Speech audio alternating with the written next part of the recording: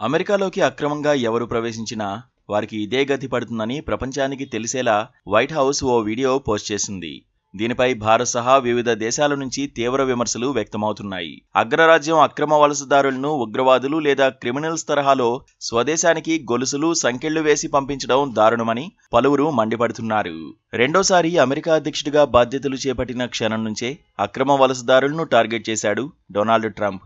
అయితే ట్రంప్ ప్రభుత్వం అమెరికాలో ఉన్న అక్రమ వలసదారులను స్వదేశాలకు తరలించే ప్రక్రియపై సర్వత్రా విమర్శలు వెల్లువెత్తుతున్నాయి. ఇప్పటికే వేల మందిని హుటాహుటిన వారి దేశాలకు పంపించింది అగ్రరాజ్యం. ఈ మధ్య కొందరు భారతీయులను 3 సైనిక విమానాల్లో యుఎస్ నుంచి స్వదేశానికి తిరిగి పంపిన సంగతి తెలిసిందే.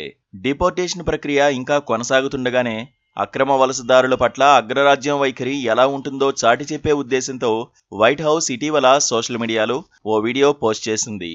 అందులో సంకెళ్లు, గొలుసులతో అక్రమ వలసదారులను కట్టిపడేసి విమానం వద్దకు నడిపిస్తున్న దృశ్యాలు చూసి నెటిజన్లు ట్రంప్ ప్రభుత్వ తీరుపై తీవ్ర ఆగ్రహం వ్యక్తం చేస్తున్నారు.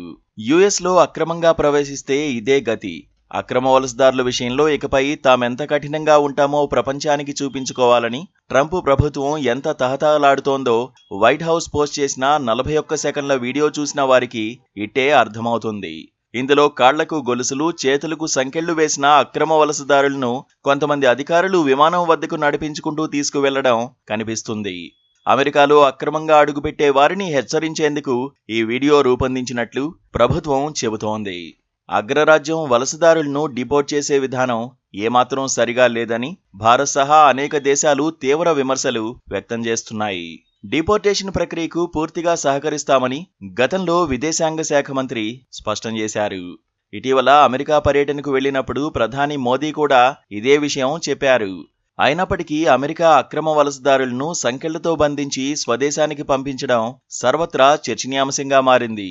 దీనిపై కాంగ్రెస్ సహా వివిధ పార్టీ నేతలు తీవ్ర ఆగ్రహం వ్యక్తం చేశారు. అమెరికా ప్రభుత్వం అక్రమ వలసదారుల పట్ల దురుసుగా ప్రవర్తిస్తున్న భారత ప్రభుత్వం సరైన చర్యలు తీసుకోవడం లేదని మండిపడ్డారు. దీనిపై ఇమిగ్రేషన్ అండ్ కస్టమ్స్ ఎన్ఫోర్స్మెంట్ ద్వారా ఇలాంటివి జరగకుండా యుఎస్ ప్రభుత్వంతో మాట్లాడతామని జయశంకర్ హామీ ఇచ్చారు. Please subscribe to KTV Telugu. KTV Telugu. KTV Telugu. KTV Telugu channel.